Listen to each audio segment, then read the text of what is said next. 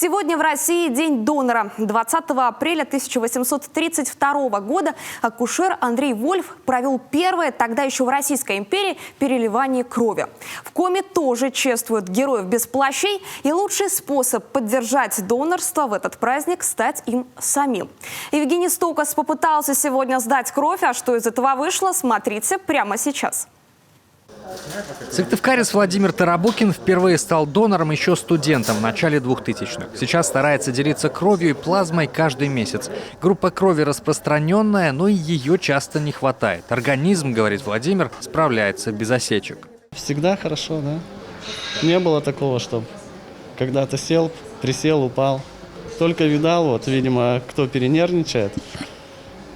Первый раз, видимо, встречалось, что они там падали в обморок. Неважно, какие компоненты вы хотите сдавать, стать донором любого типа – это уже большой поступок. Покрыть потребность в плазме и крови в Коми и в целом по стране задача, как говорят специалисты, невыполнимая. Они будут нужны всегда, пока мы живы. Компоненты крови, они все востребованы практически круглосуточно во всей России. Конечно, это и гемоглобин, который, скажем, помогает при железодефицитной анемии. Это и тромбоциты при тромбоцитарных заболеваниях. Это и плазма. Плазма, к слову, порой дефицитнее, чем кровь. Ее применяют при ожогах, кровотечениях и даже для лечения онкологии. В последний год доноры сдают плазму с антителами к ковиду. Ее используют для лечения средне и тяжело больных коронавирусом. Но самая ходовая все равно классическая. Эта плазма у нас вся обычная, без антител. Она также востребована. Чаще всего первая, вторая, третья положительные группы самые востребованные. Поэтому в запасах их больше всего. Даже ячейки, видите, здесь большие на положительные. В Коми доноров хватает и постоянно появляются новые. Из-за пандемии до марта этого года не работала выездная бригада по забору крови. Несмотря на это, 2020 для службы крови республики прошел успешно.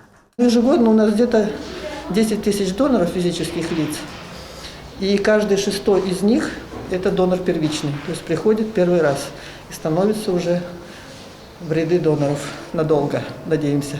Национальный день донора в коридорах республиканской станции особенно людно. Когда, если не сегодня, сдать кровь? Даже столичные полицейские решили не обходить стороной национальный праздник. Мы с коллегами собрались для того, чтобы организованно сдать кровь. Мы считаем, что это жизненно необходимо. Приходится, конечно же, соблюдать диету перед самой сдачей крови и регулировать график работы. То есть запрещено сдавать кровь после ночных дежурств. Волонтеры молодежки УНФ тем временем награждают значками всех успешно сдавших компоненты крови, чтобы у доноров появилось и материальное воплощение значимого и важного поступка. Команда «Молодежка УНФ» абсолютно во всех 85 регионах Российской Федерации сегодня помогает центрам переливания крови. Мы агитируем людей и призываем сдавать кровь, потому что это действительно важная тема. Для меня это те люди, которые не носят плащи, но которые помогают многим.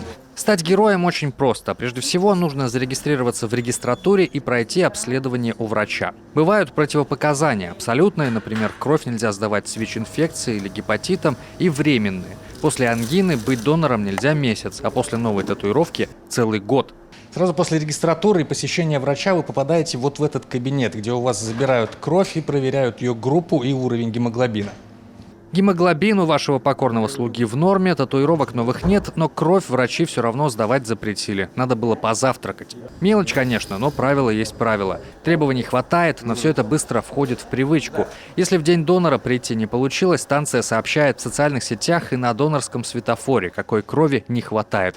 И вот тогда нужно решаться. Именно вы можете спасти чью-то жизнь. Евгений Стокас, Роман Боровиков, Юрген, Сыктывкар.